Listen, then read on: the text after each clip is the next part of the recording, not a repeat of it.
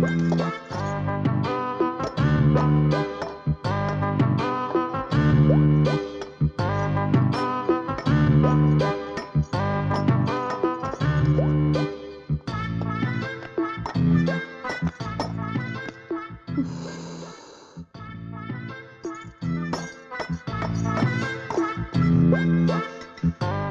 বড় বৌমা, তুমি আবার কয়লা ভাঙতে বসলে কেন? আপনার শরীর ভালো নয় বাবা, আমি আর আপনার বড় ছেলে মিলে সব দিক সামলে নেব। আপনি আমার ঘরে শুয়ে কদিন একটু বিশ্রাম নিন। তোমার ঘরে শুয়ে বিশ্রাম নেব? হ্যাঁ মা, আমি আর আপনার মেজ ছেলে সব দিক সামলে নেব। তুমি আর ছোটদা সব সামলে নেবে? আজ না হোক কাল তো তোমার বিয়ে দিতে হবে, এখন খাটাখাটনি বন্ধ করে আমার ঘরে গিয়ে কদিন বিশ্রাম করো। যাই তাহলে দুধটা নিয়ে বাজারটা সেরে আসি। দুধ আনবেন? ওই দেখুন।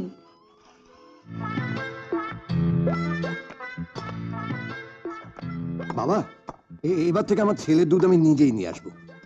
তুমি এসে আমার ঘরে একটু শো, আমি বরঞ্চ তোমার পা দুটো একটু টিপে দিই। এসো। কিন্তু এত সকাল সকাল তো, তাই বাজার তেমন বসেনি, ঘুরে ঘুরে বাজার করতে হলো। তা তুমি ওখানে দাঁড়িয়ে কি করছো? তুমি আমার ঘরে এসো, আমি তোমার পা দুটো টিপে দিচ্ছি। দাঁড়াও, বাজার ব্যাগটা রেখে আসি। এরা হঠাৎ এরকম খেপে গেল কেন?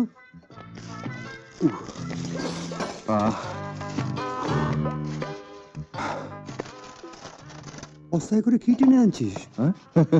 তোমার আনতে কষ্ট হয় তো, তাই আমি ঘুঁটে নিয়ে এলাম। সপ্তাহে সপ্তাহে গিয়ে নিয়ে আসবো। ও হ্যাঁ, শোনো, তুমি আমার ঘরে গিয়ে শুয়ে পড়ো, আমি তোমার পা টিপে দিচ্ছি। চলো।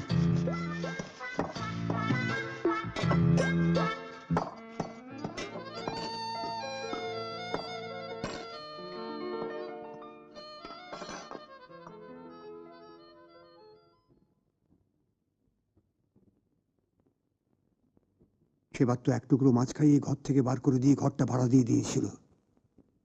এবার কি বাড়ি থেকে বের করে দেওয়ার মতলব করছে নাকি বলো তো? চলো রাজীবকে গিয়ে সব বলি। চলো।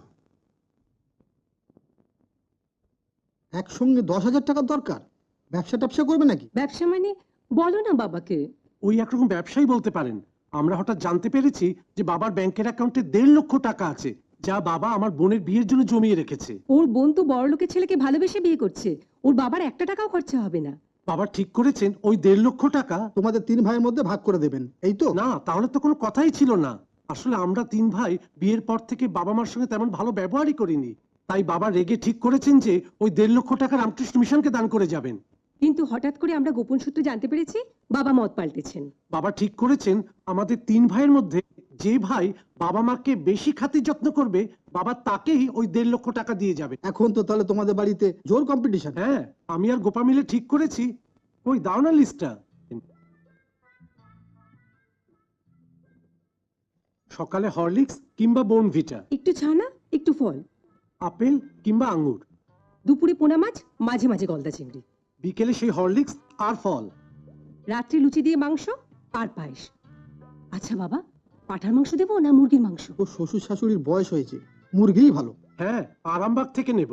বেশি সিটি দিতে হবে না, নরম হয়ে যাবে। নরম মাংস পেলে বাবা আমার মনটাও নরম হবে। শোনো না বাবা, ওর কাছে এখন খুব একটা টাকা নেই, তুমি এখন 10,000 টাকা দাও।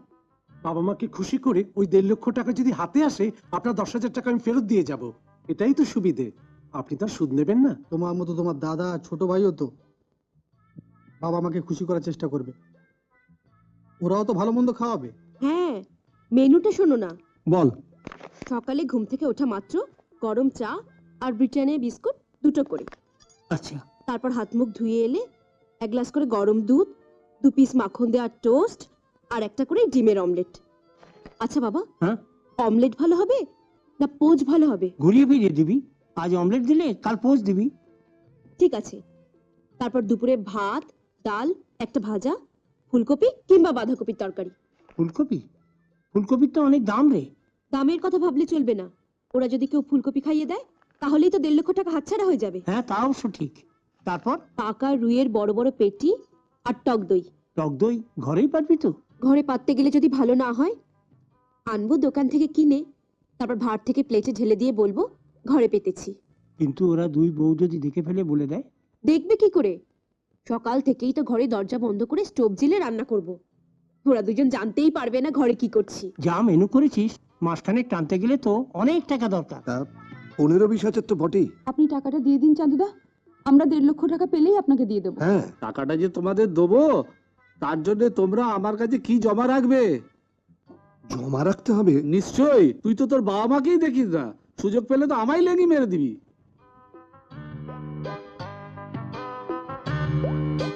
গলার ওই হারটা আর চুড়ি